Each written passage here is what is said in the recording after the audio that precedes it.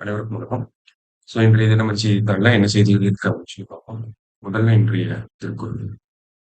திருக்குறள் என்ன கொடுத்துருக்காங்க அப்படின்னா, பேதைமையுள் எல்லாம் பேதைமை காதன்மை கையெள்ள தன்கண் செயல் அப்படின்னு சொல்லி கொடுத்துருக்காங்க.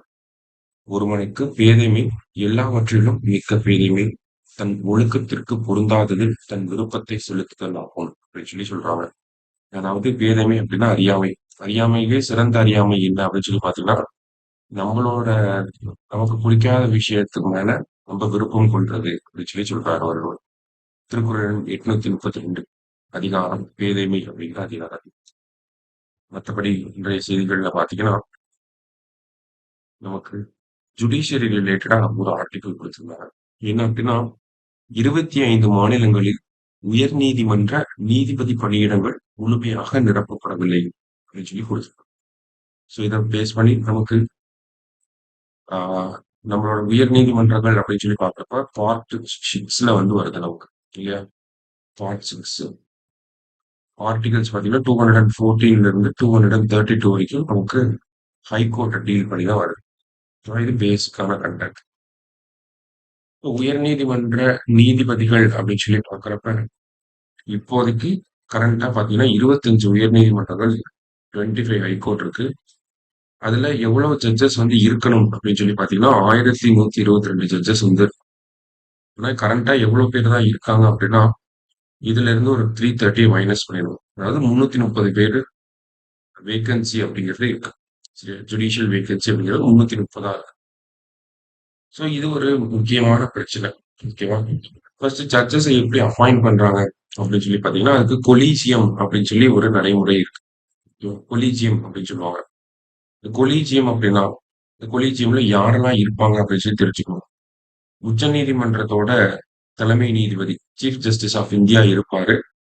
அதுக்கப்புறமா உச்ச நீதிமன்றத்தில் இருக்கக்கூடிய சீனியர் மோஸ்ட் ஜட்ஜஸ் 4 பேர் இந்த டீம்ல இருப்பாங்க. இந்த 5 பேர் தான் இந்த கொலீஜியம் அப்படின்னு சொல்லி சொல்றோம். உச்ச நீதிமன்றத்தோட தலைமை நீதிபதி அது இல்லாம 4 சீனியர் மோஸ்ட் ஜட்ஜஸ் இருப்பாங்க.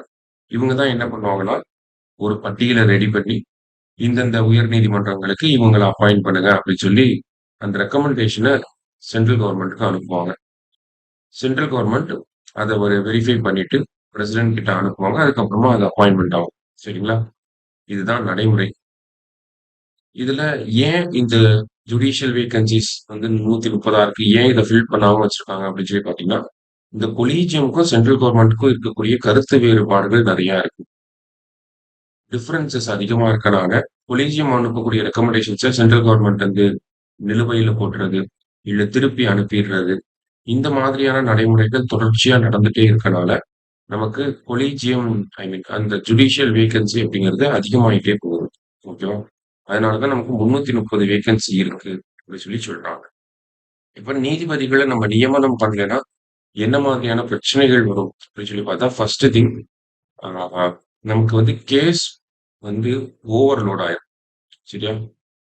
அடுத்ததா பாத்தீங்கன்னா கேஸ் ஓவர்லோட் அப்படிங்கிறப்ப இப்போ ஒரு கோர்ட்டில் 50 ஜட்ஜஸ் இருக்க வேண்டிய இடத்துல 10 ஜட்ஜஸ் மட்டும் இருந்தாங்க அப்படின்னா அந்த 10 பேருக்குமே ஒர்க் லோட் அதிகமாகும் இல்லையா.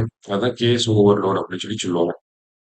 கேஸ் ஓவர்லோட் ஆச்சு அப்படின்னா நமக்கு ஒரு வழக்குல நீதி கிடைக்கிறதுக்கு டிலே ஆகும். சரியா. அப்ப ஜஸ்டிஸ் நமக்கு டிலே ஆகும்.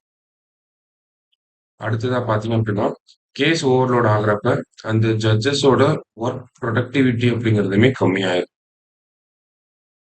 சரியா. அதே மாதிரி பேக்லாக் அதிகமாகும். இப்போ ஜுடிஷியல் பேக்லாக் அப்படின்னு சொல்லுவாங்க. அதாவது வழக்குகள் நிலுவையில் இருக்கக்கூடிய வழக்குகளின் எண்ணிக்கை ரொம்ப அதிகமாயிட்டே போகும். ஓகேவா. இந்த மாதிரி நிறைய பாதிப்புகள் ஏற்படும். ஒரு ஜுடிஷியல் வேகன்சியை நம்ம ஃபில் பண்ணாம இருந்தா ஆல்ரெடி இருக்கக்கூடிய 1122 அப்படிங்கிறது கம்மியான நம்பர் அப்படின்னு சொல்லி சொல்றாங்க. அப்ப நம்ம வேகன்சி இதுலயே நம்ம வேகன்சி வச்சிருக்கோம். ஓகேவா. சோ உடனடியா இந்த வேகன்சிஸை ஃபில் பண்றதுக்கான ஸ்டெப்ஸை மத்திய அரசாங்கம் எடுக்கணும் அப்படிங்கிற ஒரு விஷயத்தை தான் இந்த ஆர்டிகிள்ல நமக்கு கொடுத்திருக்காங்க. என்ன காரணம், எதனால ஜுடிஷியல் வேகன்சி வந்துச்சுன்னா என்ன பாதிப்புகள்லாம் இருக்கு அப்படிங்கிறது தான் இங்க சொல்லியிருக்கு. சரியா. சோ முக்கியமான ஒரு ஆர்டிகல் மெயின்ஸ் பாயிண்ட் ஆஃப் வியூலயுமே இதை நம்ம பார்த்து வச்சு. சரியா. மெயின்ஸ் பாயிண்ட் ஆஃப் வியூல ஜுடிஷியல் வேகன்சி இருந்துச்சு அப்படின்னா அதுக்கு என்ன காரணங்கள், ஜுடிஷியல் வேகன்சி இருக்கப்ப அதுக்கு என்ன இம்பாக்ட் ஏற்படும் அதோட எஃபெக்ட்ஸ் என்ன அப்படின்னு சொல்லி கேட்பாங்க. சரியா? ஸோ இன்னைக்கு நியூஸ் பேப்பர்ல முக்கியமான விஷயங்கள் பார்ப்போம். நன்றி.